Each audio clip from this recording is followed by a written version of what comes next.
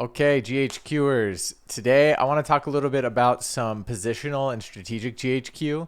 I've noticed, a few of us, we've played some games over the last couple of months, and there's a position that comes up that I'm calling the closed center. And I just want to look at a couple of games and kind of understand the sort of, I don't know, nuances of the position. You tend to see it like this. So red, who goes first, often will get their heavy artillery to the third rank. You can think of these rows as ranks. Gets their heavy artillery to the third rank, and then some of their other artilleries to the third rank as well. And then blue, wanting to match that, will put their heavy on the second rank, and then or rather the seventh rank, and then their other artillery is on the sixth rank. And you get this position where these squares are totally blocked to both blue and red's pieces. Nobody can go there. And it's what I call the locked center. And what I feel like tends to happen is one of two things. Either one person is going to expand on one of the flanks. Either red could go on the left or right flanks. Or what's going to happen is one player is going to sort of budge first and do something like this, or rather they're going to do something more like this and kind of break open the center by using their sort of heavy advantage to force blue to have to move, and then blue will have to respond. Blue will either decide to move up, which might be a little bit risky, but now all of a sudden an asymmetry is created, and the game goes on.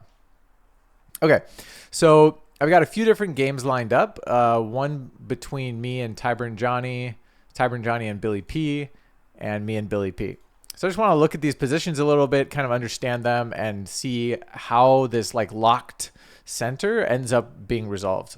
So in this position, Tyburn is red. He's pushed up to the third rank, and we've got red's heavy on the third rank, blue's on the seventh. Both of the armored artillery, which has a little bit more mobility, is on the right side, and red's got an extra tank on the right side. Blue's got an extra tank on the left side. So my thought is that probably red's going to attack over here, blue's going to attack over here, and we're going to see who executes that better. That's exactly what we start to see happening. Blue on the left side, red on the right side. Blue just making this kind of calm move. Sometimes it's the HQ feels a little stuck on the side, so you can move it to the center sometimes. And red, foreseeing that blue was attacking over here, decides, okay, I'm going to move some of my things over, defend against this attack, and see how blue responds. And blue immediately strikes in the middle and tries to throw a wedge in between all of red's forces. And this is kind of an interesting one, because now red has this decision of having to sort of back up their heavy and now operate on the second rank, or just say, hey, we're going full steam ahead, or somehow get to the side and kind of attack blue at an angle somehow. That's exactly what red does. Red decides to lean in harder into the flank attack. And from here, there's a little bit of maneuvering around. This is actually quite interesting. So if you look and you see red has the heavy and the regular artilleries right next to each other. And then after some clever positioning, pushes blue back and now has advanced their regular artillery one square forward and pushed blue's pieces back a lot. So that's a nice little maneuver that we saw there. And just a way to gain a little bit more space. Okay. And then red at the same time attacking over on the right flank. So sort of combining ideas.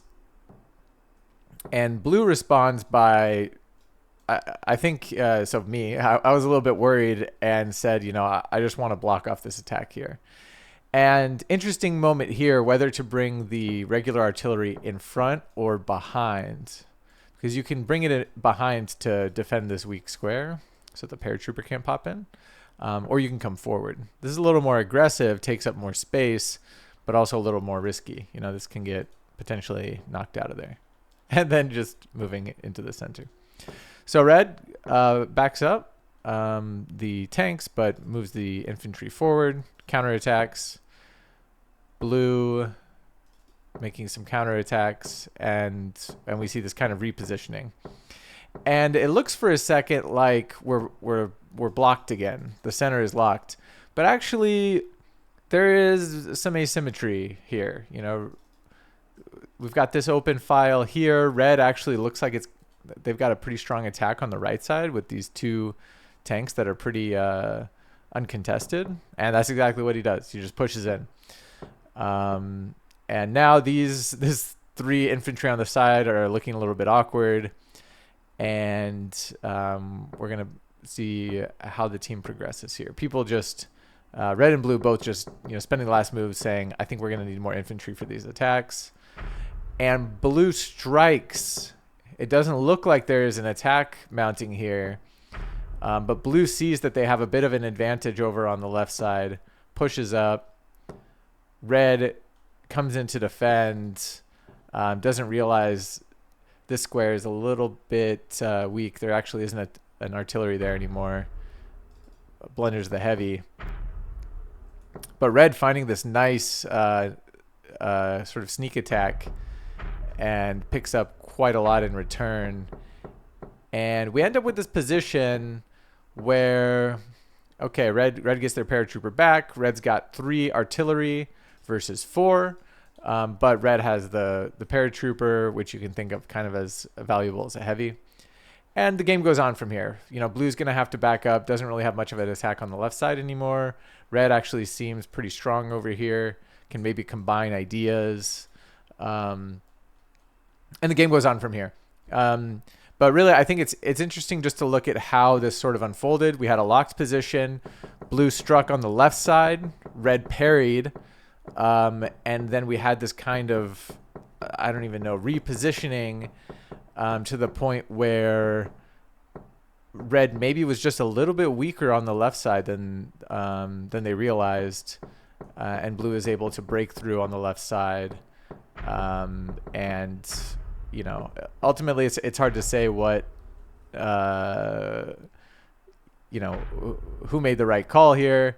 Giving up your paratrooper can be rough, but that's how that one kind of unfolded. So I'm going to move on to one of the other positions. This position isn't quite as locked. You see there's still some kind of like leeway that these pieces have. But we have red kind of moving up. It's interesting to see blue's infantry so far forward. Probably that's going to drop off pretty soon. And blue bringing all of their highly mobile pieces to this like very uncontested right side. And in this position, okay, and there we go, picking off that infantry. In this position, we definitely see blue a little bit heavy on the left side, and even just this heavy artillery being slightly left of center, I think it affords blue a lot of mobility to strike over here on the right side. So, and that's exactly what blue does. Starts moving their heavy over to the right side and says, let's see what we can make happen.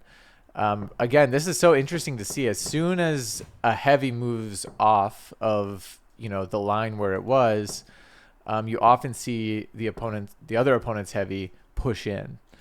And yeah, this is kind of an interesting move. When you push your heavy up and it's being contested right next door, you need to bring something behind it and point diagonally to cover the flank of the heavy artillery. And we see blue have to do the exact same maneuver, cover the flank of the heavy artillery. Okay, and then blue just kind of striking back in the center, exerting some control of the center from the side, and just making sure that this piece is defended.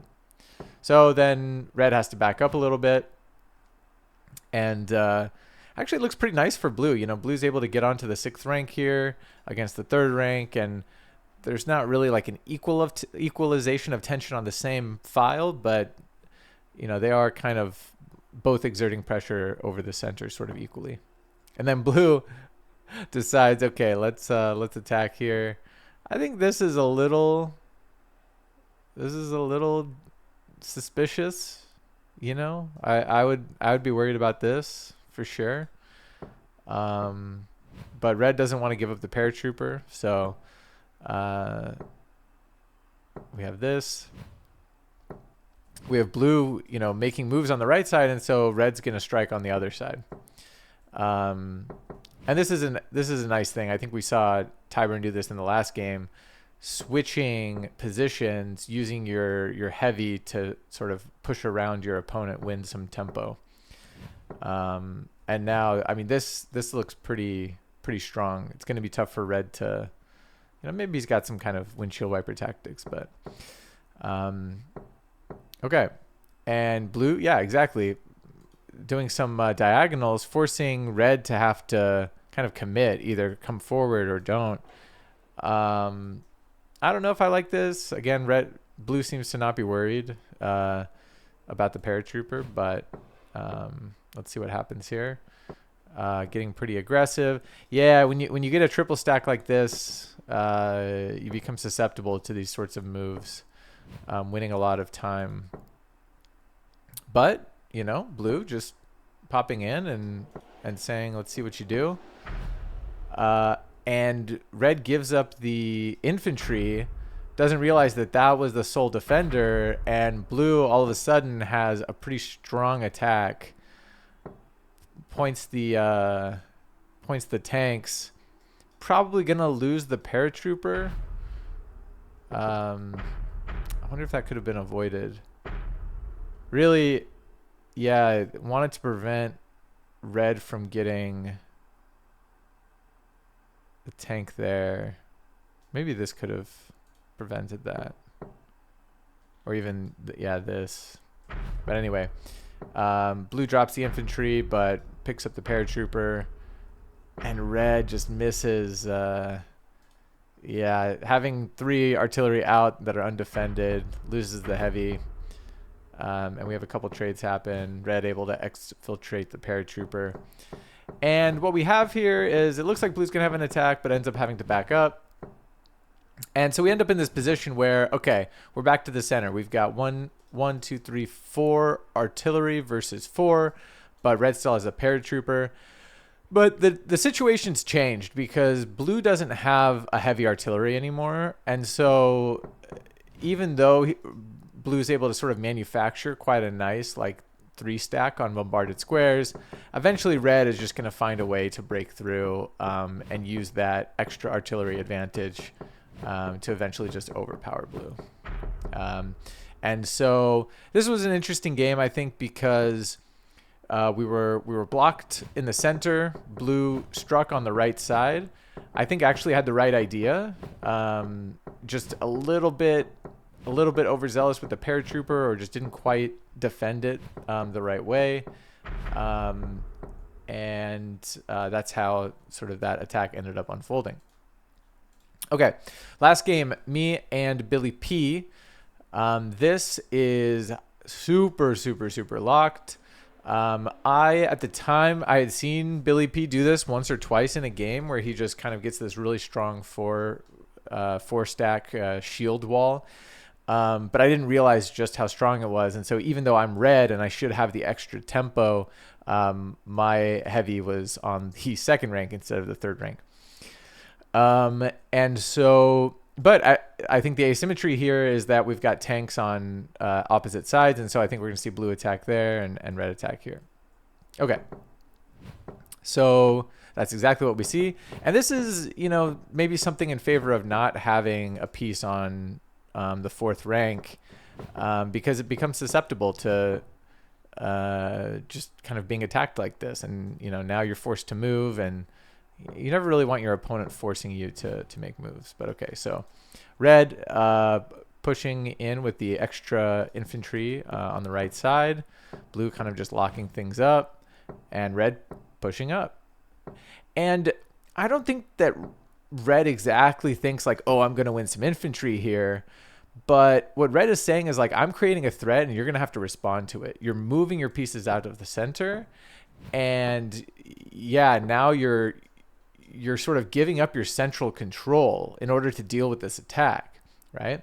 And that gives red an opportunity. Look at this, sliding over um, and remaneuvering, and all of a sudden this tank, which used to be over on the right side, has now completely repositioned to the left side. um, this Yeah, this was probably a bit much coming into the center.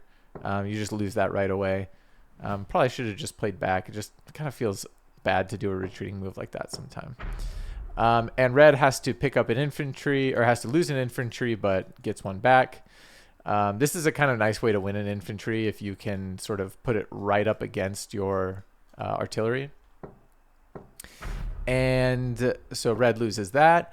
And we get to this point where, yes, it's locked, but the situation is different now. This is like an interesting, like, flying V pattern, where red has gained some space on the flanks, even though the situation, the standoff between the heavies, is back where we started.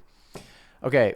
At the time of this game, this was a few months back, this move would have been possible, and I was just a little bit worried about, like, I don't know, some kind of like 4-on-3 happening. Now this move actually isn't possible under the rules of engagement, but I was just worried about that, so I locked things up. I actually think that this is a bad move, and you'll see why in a second. Because now once blue moves this, like, these pieces are just miserable. They're just kind of trapped. I end up losing an infantry just for free. That's just a free capture right there. And from here, I get my tank back into kind of its position. Blue tries to sneak in a little bit. And we get a little bit of a repositioning. Blue moving into the 5th rank. Okay. Definitely getting aggressive, taking up some extra space. I don't think making any mistakes, but just, trying to take advantage of some extra time. And red here able to start asking some questions of blue. Yeah, this was just a bad move. This was just a bad move. It just, this infantry is just super susceptible. Probably this is better. Just, I thought I was trying to threaten that or something. Sometimes you gotta just play simple moves. So blue picks up the armored infantry, but I don't know, maybe forgets that they still have some pieces under attack. And this looks strong. This looks very strong. This looks a little chaotic. But yeah, I mean, if you can attack 4 pieces, that's pretty nice. And red misses that there's just so much going on. Misses that the heavy is under fire. Gives up the paratrooper for it. This is just some crazy geometry. I don't even know what's going on here. I think eventually, yeah, I just blundered my heavy. And we get to this, like, I don't know, kind of hectic end game where there's just constant threats being made. And we end up in this situation where it's 4 tanks to 3 plus a paratrooper, about even on armored infantry. And yeah, the game goes on. And I think there's an interesting game here to be played for sure. And it started with this locked position, red making a play on the right side, forcing blue to kind of give up something in the center, giving red an opportunity to reposition. Right now, it definitely does to me look like red has, visually, a little bit more control on the left side. And ultimately, that's where the attack ends up happening. We've got some things going on the right side, but where the attack happens is where red got this extra space, repositions some, and then makes this move. I mean, this artillery on the 4th rank combined with the heavy, and you've got the armored artillery playing back up here. I mean, this is a nice attack. And you know, some sloppy GHQ played after this, but yeah, just kind of cool to see how the attack unfolds. Anyway, so that is, I think, a little review of the closed position. I hope you guys enjoyed this. Definitely, if there are other positions or other strategic elements that I should make a video on, I think one thing is that I like to say is never turn diagonally. Maybe I'll do a video on when it's good to turn diagonally and when it's not, and also when to use your paratrooper, because often I think people use it pretty early and they end up regretting it. So anyway, yeah, hope you guys enjoyed this video. Let me know in the comments if there's other videos you'd like to see, and hopefully I'll see you online.